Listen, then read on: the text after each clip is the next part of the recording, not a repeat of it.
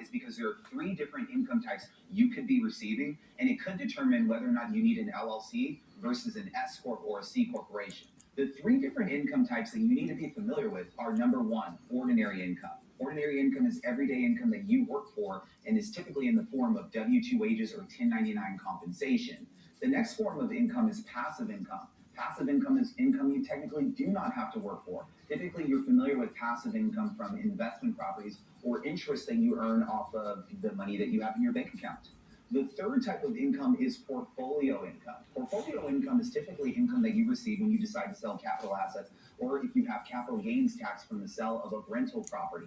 These three types of income are important for us to know because it can help us decide whether or not it makes sense for us to have an LLC. So let's talk about it. Number one, passive income. If we have passive income, what we have to understand is that passive income is not subject to Social Security tax or Medicare tax that ordinary income is subject to.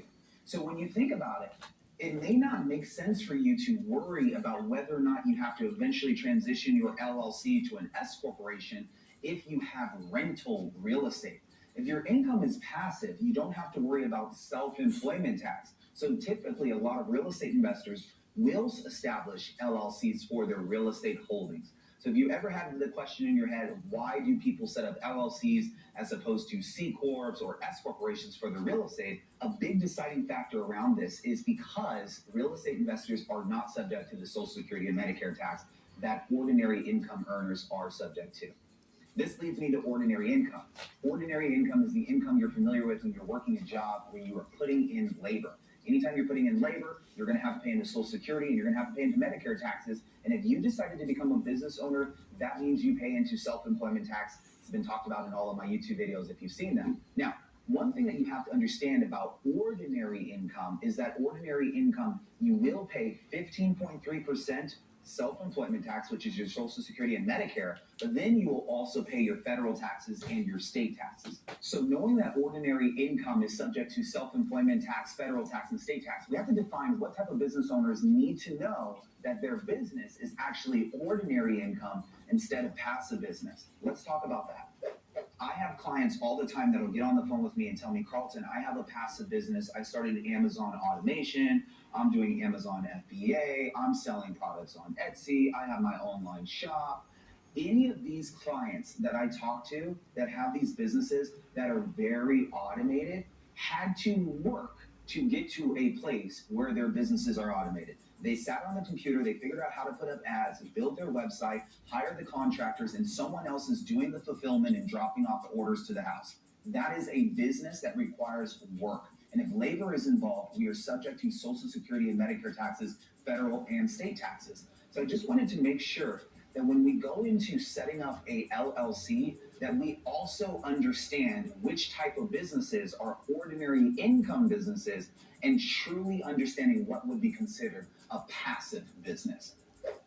Last but not least is portfolio income. I don't really get too much into the portfolio income unless I'm dealing with my real estate investors, which I primarily focus on. If you happen to have real estate income and you decide to sell an investment property, you're dealing with capital gains. It could be short or long-term capital gains, depending on how long you held on to that asset. But if you're aware of capital gain income, you might realize that this is actually categorized as portfolio income to your tax accountant. So understanding these three types of income can let us know whether or not you should have an LLC that's going to remain as an LLC, or if you have an LLC that will eventually be switched to an S corporation or another desired entity structure.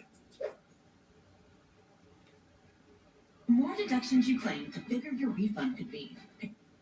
Paid out of pocket for medical or dental expenses, there's a deduction. Choose the trusted. Is not establishing your LLC prior to knowing that you wish to have a real estate acquisition.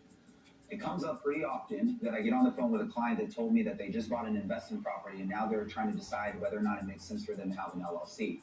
And I sometimes wish that they would just have a conversation with me prior to them buying the rental property, because then I might have advised them to establish the LLC prior to buying the rental property so that they can buy the property in the name of the LLC that they established for themselves. This is a way that we can completely avoid having your name ever online at the county assessor's office saying that you're on title for owning the property. But then we get to a place where you want to have that asset protection because you find out that someone could slip and fall and hurt themselves inside of your property. So you eventually want to have an LLC for liability protection, but the property is already in your name. So now we have to decide, does it make sense to set up an LLC and do a quick claim deed and retitle your property in the name of the LLC? Well, this is where we can run into some issues. At least I've had clients run into issues. One of the issues that they run into is this whole due on sale clause, where now there's a stipulation in their mortgage agreement that says that anytime a property is being transferred or sold, that the mortgage is now due. So this is where we have to be extremely careful and mindful prior to establishing LLCs and to investing in real estate. We have to speak with the tax pro. We have to speak with our mortgage company. We have to determine if we can purchase a rental property in the name of an LLC. And if you're setting up a brand new LLC months before you're trying to buy that investment property, we need to figure out what we need to do to make sure that that LLC will be ready to have credit and an income history report to qualify for the down payment that you wish to make through the LLC. So these are some things that you need to be mindful of prior to establishing your LLC and prior to getting into a real estate acquisition. Mistake number 3 with LLCs is not using your EIN number for your income and expenses. Taxpayer, I'm talking to you. You're talking to me. If you're watching this right now, you're sitting back like, oh, that one's me.